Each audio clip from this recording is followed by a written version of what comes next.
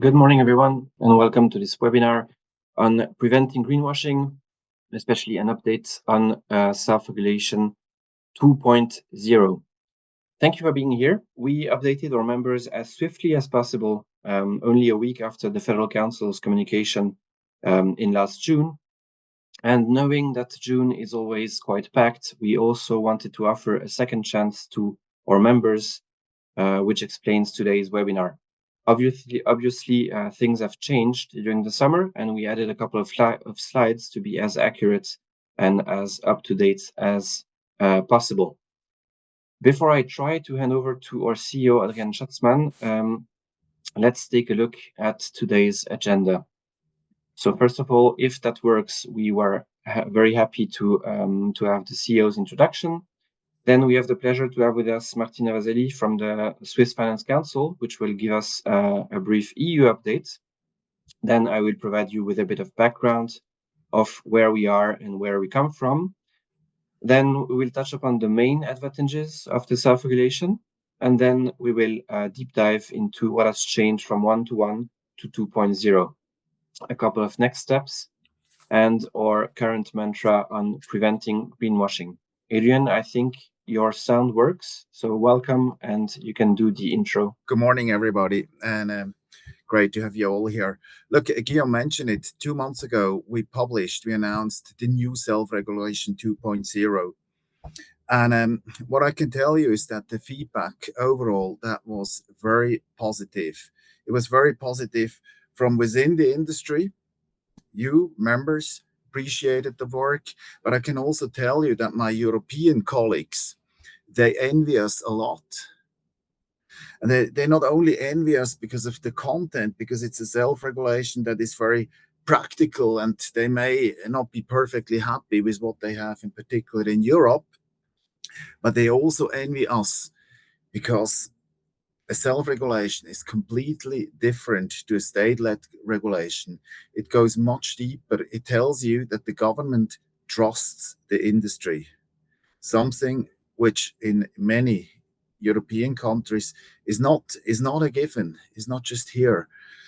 And this trust leads then at the end to a self-regulation where you, the industry, write a regulation for the industry, very practical, from the industry, for the industry, and as opposed to from the administration to the industry. And you can easily see that not only the appreciation, the acceptance of a self-regulation, but also obviously the practical relevance, it's much higher. The fundamental difference here, I would say, is trust, and trust is probably the strongest currency that we have. And it's a currency, it's something that we must cherish and preserve at all means. We must not put the trust that the government gives our industry, we must not put this at risk.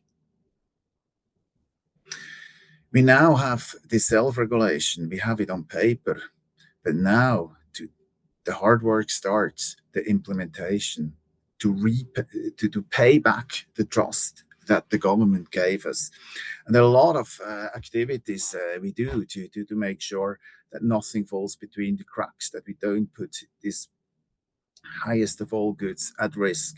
For example, we work together also with Expert Swiss on an audit checklist to make sure that the our self-regulation is also enforceable, to add credibility, to add relevance to the self-regulation, but also events like today where we make sure that all the questions that you have, that we take them up and we answer them. We not only answer them in isolation. It's not something that AMAS decides how to implement a self-regulation, how to answer a particular important question.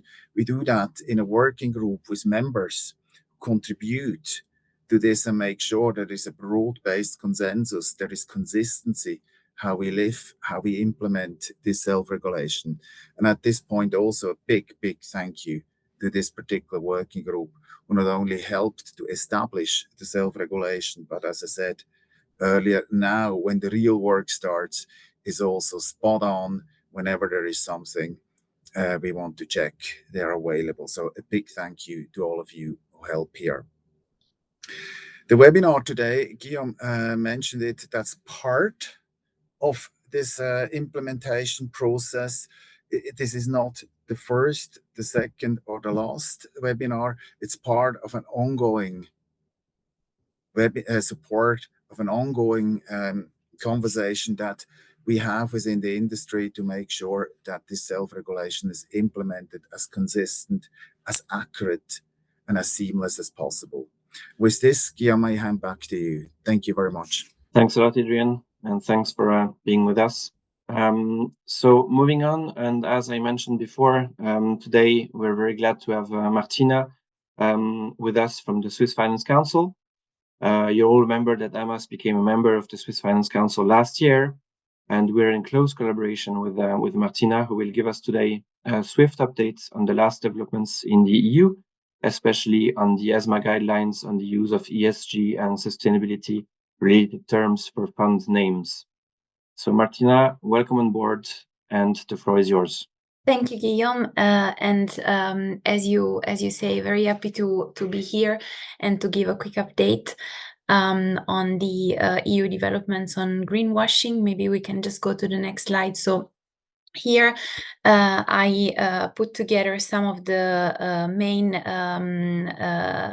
dates with regards to the ESMA guidelines on the use of ESG and sustainability-related terms for fund names, but also the main initiative when it comes to greenwashing, which is potentially upcoming, and this is the review of the Sustainable Finance Disclosure Regulation. And maybe before I start, I can fully subscribe to what Adrian said, that your European colleagues are sort of like I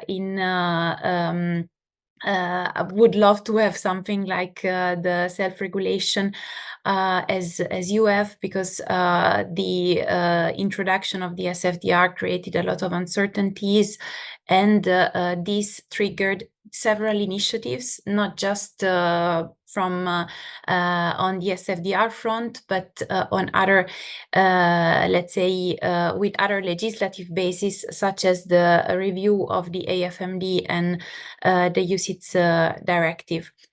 As I said, the ESMA guidelines on the use of ESG and sustainability-related terms for fund names are basically a set of rules published by the European Securities and Markets Authorities under the mandate triggered by the AFMD and the UCITS review text, which have been published in March. And basically, the final version of the guidelines has been put forward by the ESMA in May. With respect to our session in June, we have an update, which is that the ESMA published the translation of the guidelines, and the national competent authorities have until the 21st of October to notify ESMA about their intentions to apply the guidelines, not applying them, and in this case, why. Even though we expect all the national competent authorities to adopt them and embed them in their national framework. In terms of application date, as you can see here, within 3 months from the date of application, by 21st of November, the guidelines will apply to newly created funds, while until the 21st of May 2025, there is a transition period for funds existing prior to the application date. In the meantime, there is a sort of expectation that the European Commission will come up with a legislative proposal to review the current text of the Sustainable Finance Disclosure Regulation. And maybe before passing to the next slide, I also put here an important document that has been published by ESMA on the 25th of July, which is a consolidated Q&A on the SFDR. And this is an important document, not because it basically collects some of the already existing answers to interpretation questions related to the SFDR, but also it provides new answers to new questions, which basically give some more light into the interpretation of provisions, legal provisions of the SFDR. Maybe we can go to the next slide. So I can speak about a few points that I remember came out as questions in the last session. As a starting point, I would say that the ESMA guidelines specify that new sectoral rules setting standards for funds names or marketing of funds like the SFDR will take precedence over these guidelines. So because they would mean that there are changes in the level 1 text, which is the most important piece of legislation in the EU, while the guidelines are basically in theory non-formal, non-legislative initiative that is just used to promote convergence in the application of existing provisions of AFMD and UCITS directive. So as a consequence, these guidelines are not issued under the SFDR and do not apply to SFDR financial products other than UCITS and AFS. Although ESMA will consider widening the scope to other financial products in time. Another question that came out in the previous session was around the treatment of derivatives. And there, the guidelines specify that they are not intended to provide a labeling framework for investment funds, and as such, ESMA did not include any indication on provisions related to derivatives and calculation methodologies for sustainable investments or investments used to meet environmental or social characteristics. So the 80% thresholds that apply to basically that consist of the minimum, that is the minimum threshold of investments that should be used to use any of the terms listed in the guidelines, should be derived from the disclosures of the commitment to the proportion of investment to meet the environmental or social characteristics or the sustainable investment objectives under the SFDR. And so the calculations for derivatives would follow the decisions made by the fund manager under the SFDR disclosures.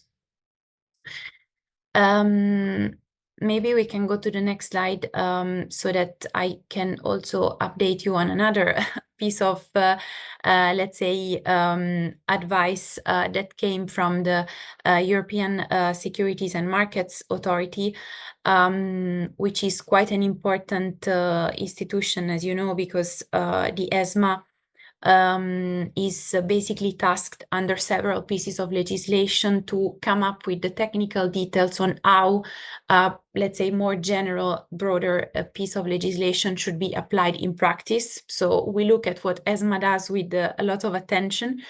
And another document that ESMA came out with this summer is this long-term vision on the functioning of the EU Sustainable Finance Framework. So in this opinion, which again does not have a legal value, but is very much a sort of reference point for the European Commission whenever they have to, come up with changes to the level 1 text and in general initiatives in sustainable finance. In this opinion, basically the ESMA gives some recommendations to the European Commission on how they should move in the next mandate when it comes to sustainable finance. And these recommendations are quite, let's say, substantial. The ESMA thinks that the EU taxonomy should become the sole common reference point for the assessment of sustainability in all sustainable finance legislation in the EU. This means that when we speak about sustainability in EU legislation, for the financial sector, we should refer to the EU taxonomy as a common reference point for the definition of this sustainability. And in time, the SFDR definition of sustainable investment should be basically should shift towards a definition purely linked to the EU taxonomy in a much more specific and, I would say, quantitative way. The EU taxonomy should also be completed for all activities that can substantially contribute to environmental sustainability, and a social taxonomy should be developed. There should be a definition of transition investments. All financial products should disclose some minimum basic sustainability information. Through the SFDR, the Commission should introduce a product categorization system based on a set of clear eligibility criteria and mandatory transparency rules. ESG data products should also be covered by some sort of regulation. And finally, just in terms of approach, there should be more consumer and industry testing before implementing any policy solutions. So this is quite interesting to look at, and obviously I'm happy to follow up with any sort of decision that the European Commission will take in the next months. And as a last point, and we can turn to the last slide, I included here a table summarizing the rules put forward by the ESMA guidelines on funds names using ESG or sustainability related terms. Just as a summary, I went through this in the previous session, so I'm happy to pause here. But if you have any questions, please feel free to come back to me, and I will follow up with you and with AMAS as well. Thank you very much, Martina. That's very appreciated. Obviously, the slides will be shared with you afterwards, so you have everything on hand. Thanks a lot, Martina, for this EU update. And now let's go back to Switzerland with just a little bit of background. So you all read it through extensive communication, the long-awaited Federal Council's communication, which occurred last June. So a little bit more in detail, and I mean this is well known, right? It all began in December 22 when the Federal Council's position was released on the prevention of greenwashing in the financial sector. Then that led to a Federal Department of Finance communication in October 2023. And then you can remember that we had those 9 gaps that were identified in the self-regulation, which led to an intensive dialogue with the Federal Department of Finance and the SIF. And then we revised, with the help of 2 task forces, the self-regulation in order to fill those gaps. And we filed everything just before Christmas last year. So that led to the strategic decision I was mentioning a couple of seconds ago, which means that for the time being, we're going forward with the green arrows. That means the self-regulation, and we have no federal ordinances revision. Moving forward, we mustn't forget the main advantages of the self-regulation, right? So I'm not going to go here in the details, but as you all know, and as Adrian mentioned at the very beginning, the self-regulation has a lot of advantages over state regulation. First of all, it coexists with the existing state regulation. We'll get back to that at the very end of the presentation. It's also flexible, and I think we proved that by addressing the 9 gaps in only 2 months. We also underline here that self-regulation is a free one, so it's not recognized by FINMA, even though our members agreed to propose a recognition by FINMA. This self-regulation also has to be read in connection with the others association self-regulation, namely the SPA and the SIA. And lastly, and that you all know, the self-regulation is mandatory for all our members, and it has also an indirect relevance for the guarantee of the reproachable business conduct, the GEVER, or Garantie des activités irréprochables. So that's for the main advantages. Now let's go to from self-regulation 1.1 to self-regulation 2.0. Let's jump in the main changes. So you all saw that version 2.0 has been published, and you will see that there are changes, especially regarding the definition and the audit. But otherwise, the main parts, the main skeleton remains unchanged. A couple of words about the entry into force. There was quite a lot of discussions in July. This gives you an overview of all the deadlines. So as you all know, 2.0 enters into force next Sunday on the 1st of September. We already updated the FAQ regarding the entry into force.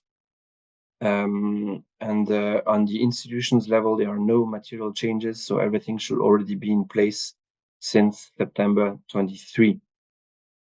So it gives you an overview of the new deadlines. We will publish also on our site in the coming days a revised table of the entry into force to be very clear about what is happening for 1.0 and what is happening for 2.0. In that respect, and as confirmed by email and by the update of the FAQ in July, AMAS confirmed that self-regulation 2.0 builds on self-regulation 1.0, and therefore all the deadlines of 1.1 apply to 1.1, and the same applies the deadlines of Article 30 self-regulation 2.0.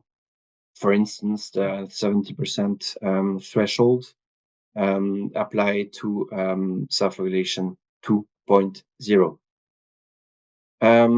Now, as mentioned, the main changes are the definition, which has to be read with the 2 new appendixes, Appendix 2 examples and reference framework, and Appendix 3 classification. On top of the other changes related to clarification, index funds, and reporting, we will also highlight the introduction of an independent audit, which was mentioned already by Adrian, and which is an important change of version 2.0. Now to comment on the new definition, I give the floor to Aurelia, which will give you a little bit more of background. Good morning, everyone, and welcome also from my side. Very happy to see you all after the summer to provide you with a little bit of deep dive into what the self-regulation changes include in terms of definition. So on the definition, as you can see on the screen, the basically definition has been amended, as Guillaume explained a little bit earlier in the background, based also on the position of the Federal Council published in December 2022. And it really, Article 3 of the self-regulation really captures this new definition. So what is sustainable investments? How do we define it? So it's basically a collective asset presented as sustainable is a collective asset which, on top of having a financial goal, also pursues and contributes or align to a sustainability goal. So you need to have both basically a financial goal, but also a sustainability goal. And it's either you align or you contribute to this goal. This sustainability goal needs to concern at least 70% of the assets, excluding cash and derivatives. And maybe that's basically the main question. If we move to the next slide, how do we define a sustainability goal? And that's basically at the core of the definition. So it needs, first of all, to be based on a well-defined reference framework, and also to include specific indicators that can be used to not only measure the achievement of the goal, but also to monitor the sustainability goal pursued. So there are a couple of examples that we that the working group put together also, and that appear in the appendix 2 of the self-regulation. So a few of them include, for instance, it's basically when a portfolio favors investment in issuers that have good operational excellence, and alternatively also that basically avoid investment in issuers with poor operational excellence in terms of sustainability. It also concerns basically investments where economic activities are deemed sustainable. So for instance, trying to help solve a sustainability problem. One of the examples that we mentioned is basically wind turbine manufacturers. So some of those very clear example. But of course, it can be a lot more. And as long as it's the methodology and the rationale is well defined according to the definition above, there can be quite a lot of applications. So if we move to the next slides, one of the key parts basically of how to define a sustainability goal is also very important, the reference framework, on which the goal needs to be anchored and based. And so the reference framework for a sustainability goal can be, can be 4 different, can rely on 4 different criteria. So first of all, can be a criteria adopted by a national or foreign body. So here, for instance, the Swiss climate scores can be one. The EU taxonomy can be also a good example of that. Secondly, it could be a criteria developed by a non-governmental body, so SASB standards, or for instance, the UN SDGs that are also very important. Another way to basically, another reference framework could also be the use of criteria that reflects generally accepted industry practice. So for instance, that could also be the use of data that contains ESG ratings or metrics. That could also be a reference framework. And finally, it can be the criteria developed by the fund management company. So proprietary rating models used internally can also be strong reference frameworks on which to base a sustainability goal. And in addition, as we mentioned, and repeat myself a little bit, there needs to be this reference framework plus specific indicators associated to it that will help measure and monitor this goal. If we move now to the next slide, we tried to summarize, to sum it up in a nutshell. So the few questions that you can ask yourself when you think about the definition is, first of all, does the product and service have a sustainability goal? So on top, basically, of the financial goal, and then sustainability goal is what we just went through now. So defined according to a reference framework and concerning 70% of the assets. And then the sustainability goal can be kind of split between 2 sustainability objectives. So is the objective to align to the sustainability goal or to contribute to the sustainability goal? And here, to kind of help you make the link also with the previous version of the self-regulation, where we really used the investment approaches to define in our definition. We mapped basically those investment approaches according to this alignment and this contribution objectives.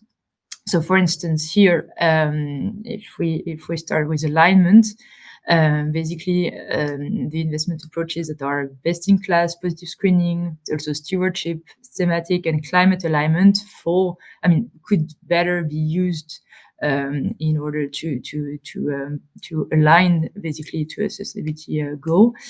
Other investment approaches such as stewardship, as when it's part of the investment strategy, but also impact, are really more appropriate when it comes to when it comes to contributing to the sustainability goal. So that's important. And then, of course, what we already had mentioned in the past is that when we only have a financial goal, usually when approaches that are not enough to basically pursue a sustainability goal.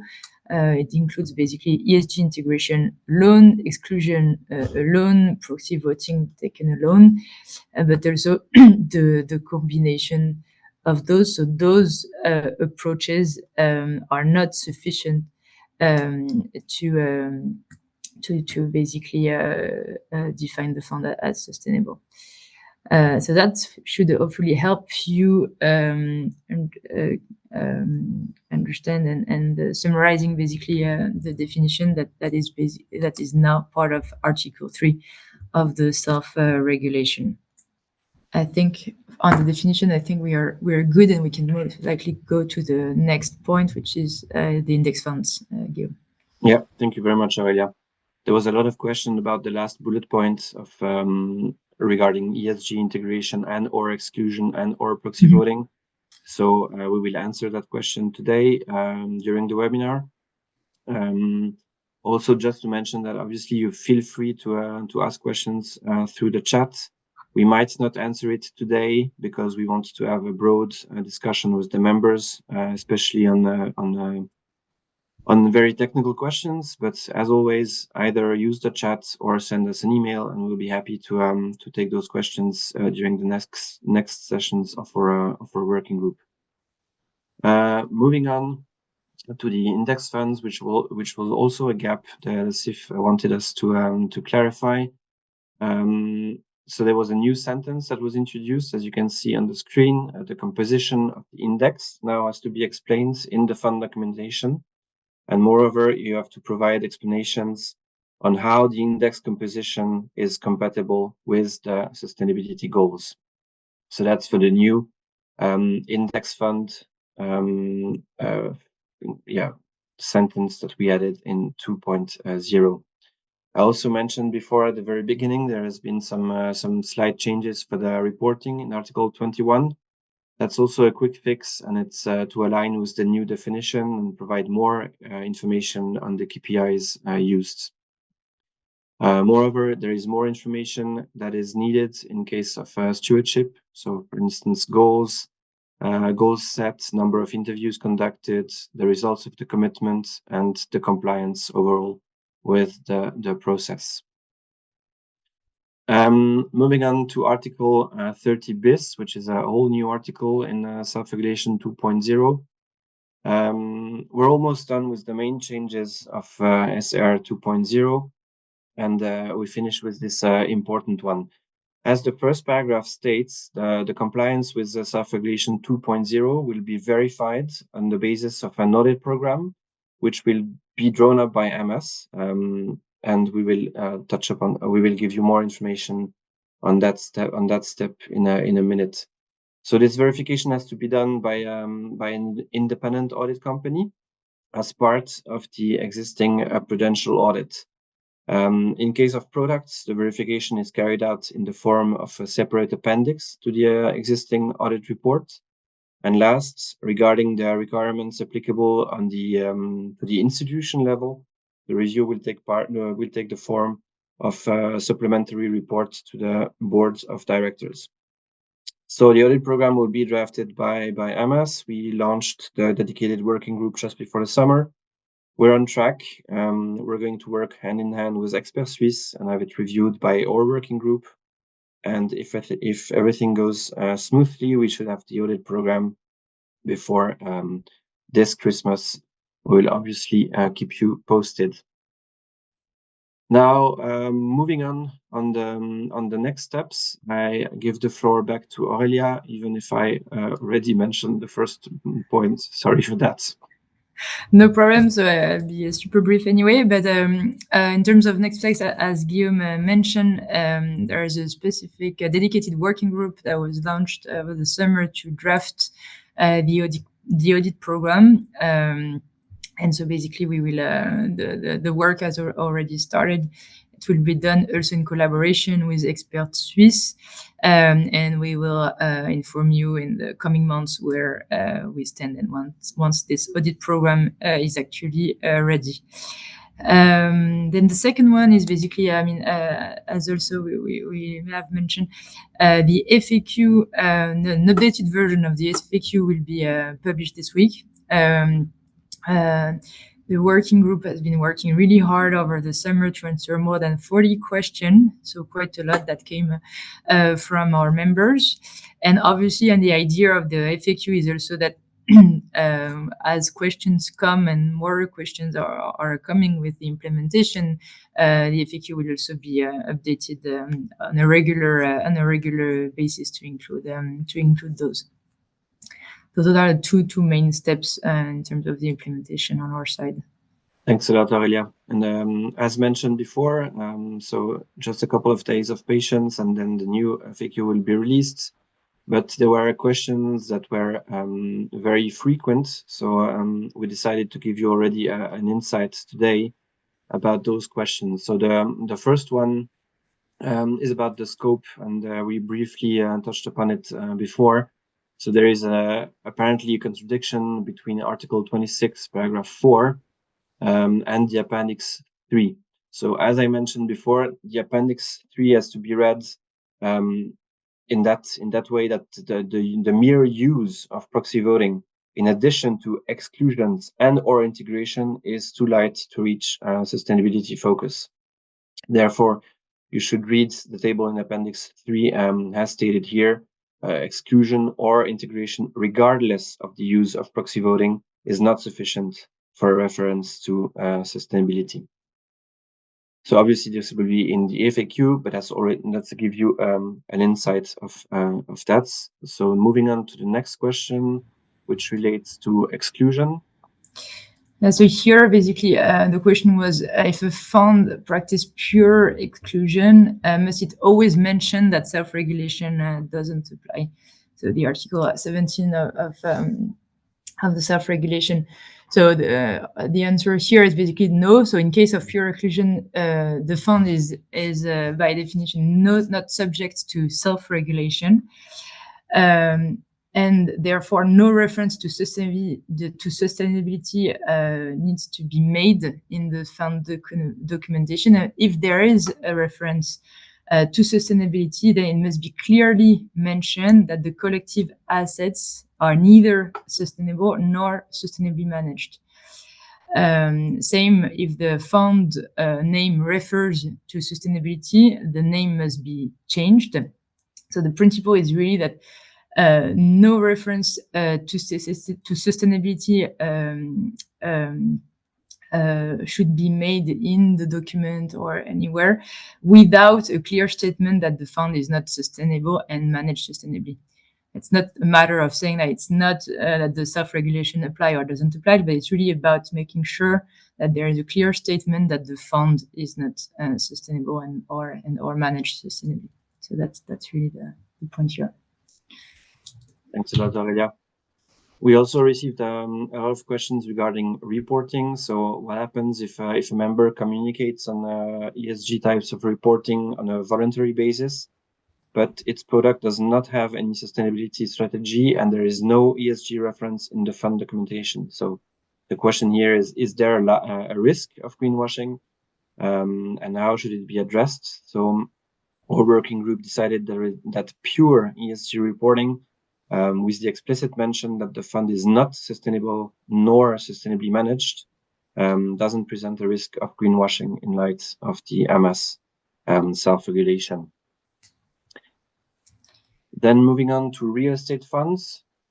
So here another point on real estate, the question was really about whether real estate funds are under the scope of the self-regulation, and of course they are under scope, but on top of that, they are subject to specific KPIs. So those are the environmental indicators for real estate funds that you can find on our website that are really dedicated to real estate funds. Thank you very much. And a last question that also was raised a lot is about the comparable regulations. So you've seen that Article 9 is still the same, so it always provides for substituted compliance. So the question here was, could you mention further equivalent foreign regulations beside SFDR? And what about the ESMA fund naming guidelines? For the time being, in the footnotes, only the applicable norms of EU law are considered as comparable regulation. Of course, that could evolve in the future. That will be up to you. It will be up to you members to see how we evolve. Regarding the ESMA fund naming guidelines, it's only a piece of the broader regulatory framework. So only the compliance with the full regulatory framework of a given jurisdiction, provided, of course, it is deemed comparable, enables you to use the Article 9 of the self-regulation. So moving on, if you have any more questions, and I see that some of you are using the FAQ, so you can either send them by email or use the FAQ. We might not have the time to answer all the questions, but they will be integrated, and we will take care of that in the next sessions of the working group, and they will be published quite swiftly, and more swiftly than by the past. So yeah, don't hesitate. I mean, we are here to support you in the implementation of the self-regulation. So this is becoming our current mantra. This is a key message that we want you, our members, to spread as ambassadors of the industry. You saw that last June, Greenpeace released a report on the very same day of the Federal Council communication. And these attacks were aimed mainly at stewardship, but usually they're also targeted at alleged greenwashing. So our message here is that for the time being, we have no greenwashing case in Switzerland. It's not the case in all jurisdictions, but in Switzerland, we have no case of greenwashing in the financial sector. And this shows you the wide array of tools that already exist as of today to fight greenwashing. In yellow, you have the legal basis. So you have Article 12 CISA. You also have the revised UCA, which was adopted by Parliament last December with this new Litera X in Article 3 of the Unfair Competition Act. Then, and we mentioned it quite a lot over the last 45 minutes, but you have the set of the three self-regulations, right? AMAS, SPA, and SIA. On top of that, you also have implications of the code of conduct of the AMAS, especially in the paragraphs 22 and following. You also have this directive from the Commission Suisse de la Loyauté, which was also published last December. Obviously, you have the FINMA guidance of 21, which has to be taken into account. And even the 6th released sustainability handbook last December. So this shows you when we have NGOs saying that nothing happens in Switzerland, that is not true, and that we already have a wide array of tools at disposal to prevent and fight greenwashing. So I think that brings us to the end of this webinar. Thank you very much for being with us. As I mentioned before, I think we tackled a couple of questions that were asked in the FAQ. If that's not the case for all of them, we'll make sure we take them with us and treat them in our next working group. And we will obviously keep you all posted of the publication of the FAQ. We received the last feedbacks yesterday night. Now we have to organize the translations. It should be ready by Friday. We're doing all we can so that we can meet the deadline, and you'll receive a mailing to inform you of the release of this new FAQ, which provides a lot of answers that have been asked in the last couple of months. So here I want to thank again Martina for being with us today. Thanks obviously to Aurelia. and Adrian for doing the introduction. And as Adrian said, this is not the last webinar. This is not the second one. It's only a part of this big journey that we are all in. So thank you very much and have a very nice day and see you soon. Bye-bye.